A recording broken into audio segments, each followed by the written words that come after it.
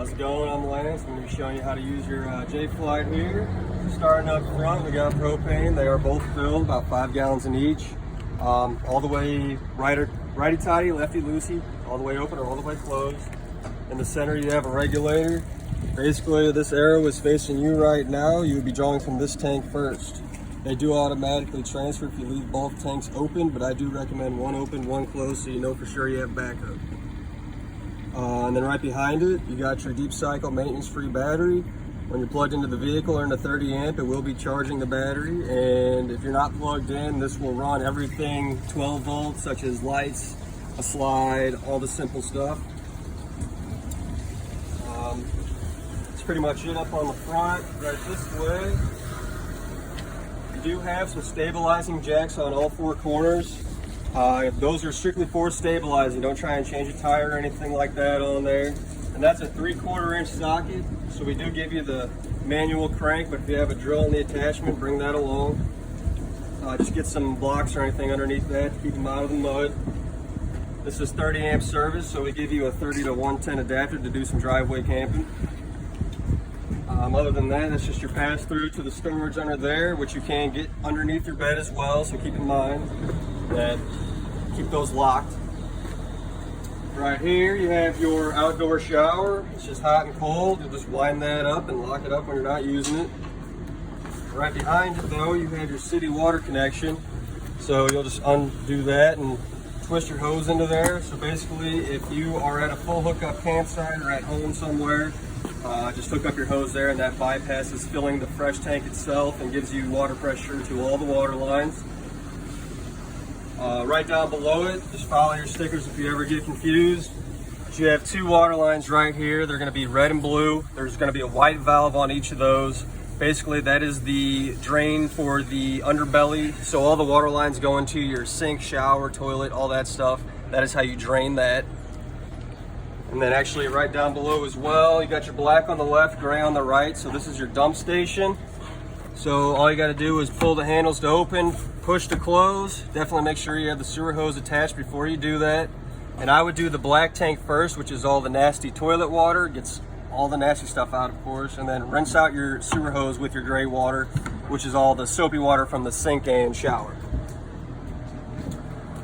So only the 2 connections there. And then on your slide here, on your rubber seals, and then you got some teeth down there on those rails.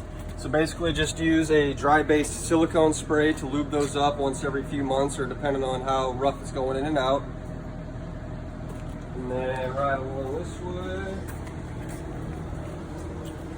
once again, follow your sticker. You got another low point drain, and that is how you drain the fresh tank. If you fill the tank, that is where it drains. And then the 2 white lines hanging down behind that, if you are filling the tank, once that starts shooting water out, it's letting you know to shut the water off. Your tank is filled.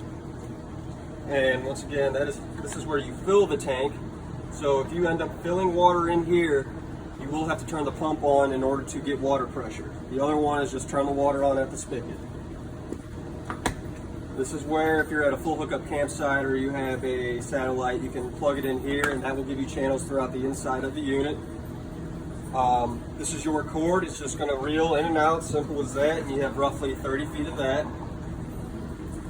And then right back here, this will be where the sewer hose is going to go. We just don't have you one yet. And then up top, you are compatible for a backup camera. If that's something you end up wanting to do, it's a Furrion product. It's already pre-wired for it, so take that faceplate off, plug in the camera, screw it in place, and the monitor sits in the truck, and as long as the running light's on, you'll have your camera. Right down below it, that is your furnace. So be careful what you keep in front of that, because you will melt through things. Right here, this will just be some more storage out here. It does have a lock as well. Make sure you keep it locked up. You have speakers on either side of your awning. And my recommendation to you is, if you are not physically using the awning, roll it in. All it takes is 1 bad gust of wind when you're not paying attention to ruin your day. Right along the side of the wall here, this is just another mount. So basically you'll have a bracket inside that will go to whatever TV you choose, and then you can take it in and out so you're not having 3 or 4 TVs throughout the whole thing. And then this will be where you plug in all your TV inputs and outputs to get your channels and such.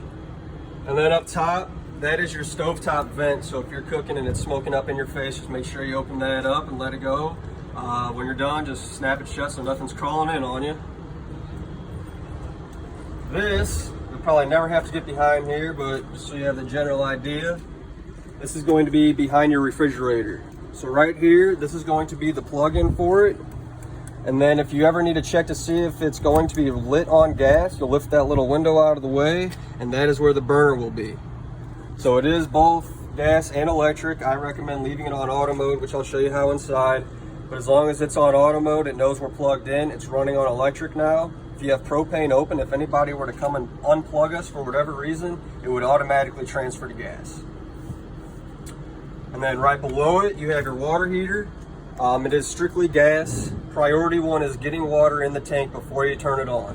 One way of checking that is if it spits water out like that, you know it's filled. It's good to go ahead and turn on. If nothing's in there, it's just going to hiss at you like a cat. Do not turn it on. Just make sure water's in there. And you will need to make sure propane is all the way open in order for this to light. And that's just going to be a push of a button from the inside. And then other than that, your entry door, just so you know how to work the steps. Just fold them in, fold them back out. And other than that, that's pretty much it on the outside.